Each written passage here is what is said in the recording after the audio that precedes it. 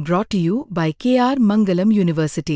We provide you the platform to turn your dreams into reality. Give wings to your aspirations with KR Mangalam University. शहर गहरी नींद में डूबा था। रात क्या 1:30 बजे के आसपास का वक्त था। असम के श्रीभूमि जिले में जिंदगी एक डरावने मोड़ पर आकर ठहर जाती है। एक सरकारी जेल जहां कानून की रक्षा होनी चाहिए थी, वहीं से इंसानियत की चीखें उठी। जहां दीवारें अपराधियों को काबू में रखने के लिए बनी थीं, वहीं दो वर्दीधारी हैवानों ने कानून को रौंद डाला। शुक्रवार रात करीब 1:30 बजे के आसपास का वक्त था जब हर कोना अंधेरे में डूबा हुआ था और उसी वक्त जेल की पेट्रोलिंग टीम की नजर उन दो सायों पर पड़ी जिनकी चाल में छिपा था एक गुनाह, एक ऐसा अपराध जो किसी आम कैदी ने नहीं बल्कि खुद जेल के रखवालों ने किया था। हरेश्वर कलीता और गजेंद्र कलीता, दो नाम, दो चेहरे और एक घिनौना राज। आरोप है कि इन दोनों वरिष्ठ जेल वार्डनों ने एक मानसिक रूप से विक्षिप्त लड़की को जबरदस्ती जेल क्वार्टर के अंदर घसीटा और उसके साथ हैवानियत को अंजाम दिया।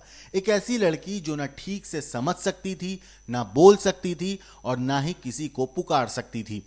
पुलिस के मुताबिक ये लड़की बाहर की थी, सड़क पर भटक रही थी और इन दोनों ने उसे शिकार बना लिया। श्रीभूमि जिला जेल जहां अपराधियों को सजा दी जाती है, लेकिन इस बार गुनहगार खुद वर्दी में थे। दो वार्डन, दो चेहरे और एक दरिंदगी की ऐसी दास्तान जिसे सुनकर रूह कांप जाए, जिसने पूरे प्रशासन को हिला कर रख दिया। हरेश्वर कलीता और राजेंद्र कलीता दोनों की उम्र 45 से 50 साल के बीच है।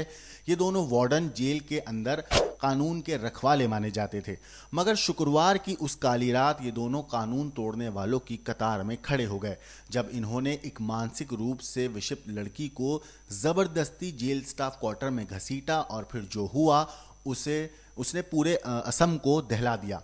करीब 1:30 बजे रात के जेल की जो पेट्रोलिंग टीम थी उनको कुछ हलचल महसूस हुई। उन्होंने जब तहकीकात करी, जब वहां जाके देखा तो कुछ चीखों ने जेल की नींद तोड़ दी और उसी वक्त मौके पर पहुंची टीम ने इन दोनों को रंगे हाथ पकड़ा। वर्दी की आड़ में छिपे ये दोनों शैतान पकड़े गए। पीड़िता को फौरन सरकारी अस्पताल भेजा गया, जहां डॉक्टर ने उसकी मानसिक स्थिति की जांच शुरू कर दी। वो नाबालिग तो नहीं थी, लेकिन उसके जहन में जो चोट थी वो उम्र से कहीं ज्यादा बड़ी थी। पुलिस ने स्वतंत्र संज्ञान लेते हुए केस दर्ज किया। भारतीय न्याय संहिता की 2023 की धारा 64(2) के और 70(1) के तहत यानी कि सामूहिक बलात्कार का मामला दर्ज हुआ। इस केस के हर पन्ने में दर्ज हैं वो सवाल जिनके जवाब अभी सामने आने बाकी हैं। लड़की कौन थी? वो जेल क्वार्टर तक कैसे पहुंची? क्या ये पहली बार हुआ या ये लोग पूरी प्लानिंग करके शिकार कर रहे थे इस तरीके से? गुवाहाटी से आए ये दोनों नाम अब पूरे असम की घृणा का केंद्र बने चुके हैं।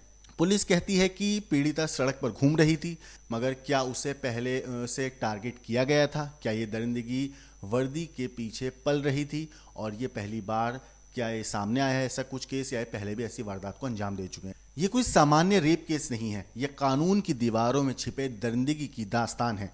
और ये सिर्फ एक लड़की की चीख नहीं है, ये उस व्यवस्था की पुकार है जो खुद के भीतर सड़ रही है। सवाल ये नहीं कि ये कैसे हुआ, सवाल ये है कब से ये सब चीजें हो रही थी और अब इस मामले में इन लोगों को क्या सजा मिलेगी। इस केस पे जो भी अपडेट आएगी हम आपको जरूर बताएंगे, लेकिन इन दोनों ने जो किया है उसके ऊपर आपकी जो कुछ राय है हमें कमेंट करके जरूर बताइएगा। बाकी देश और दुनिया की क्राइम की खबरों के लिए देखते रहिए क्राइम तक।